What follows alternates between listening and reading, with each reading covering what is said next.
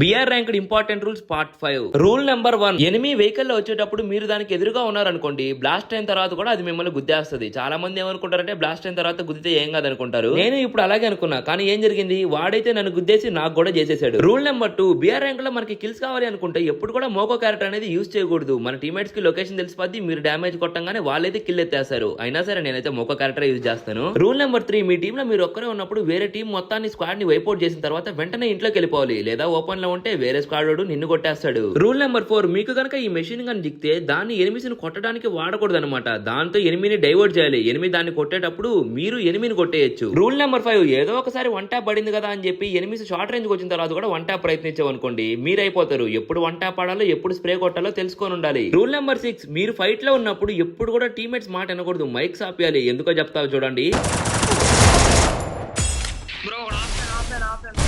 మా టీమేట్ వీడు ఆఫ్లైన్ అని అరిచాడు. సర్లే అని చెప్పి నేను ప్యాక్ కూడా వేసుకోలే. తీరా వాడు ఆన్లైన్కి వచ్చి కొట్టేసాడు అనమాట. ఏంటంటే నేను చూసా వాడికి నెట్ పోయింది, కానీ వాడు ఆఫ్లైన్ కాదు. టీమేట్స్ మాట విన్నామంటే ఇలాగే ఒకటైపోతాము. అండ్ మామ ఒకే ఒక వీడియో కోసం దాదాపు 20-30 బిఆర్ మ్యాచెస్ వరకు రికార్డ్ చేసి మరీ పెడతాము. మీరు నా కోసం ఒక చిన్న హెల్ప్ చేస్తే చాలు. ఈ వీడియోకి ఇప్పుడే లైక్ చేసి మన ఛానల్ ని సబ్స్క్రైబ్ చేసుకోండి. సీరియస్లీ వ్యూస్ వస్తున్నాయి కానీ సబ్స్క్రైబర్స్ రావట్లేదు అనమాట. ఈ వీడియోకి అట్లీస్ట్ ఒక 10 సబ్స్ వచ్చినా హ్యాపీ మామ.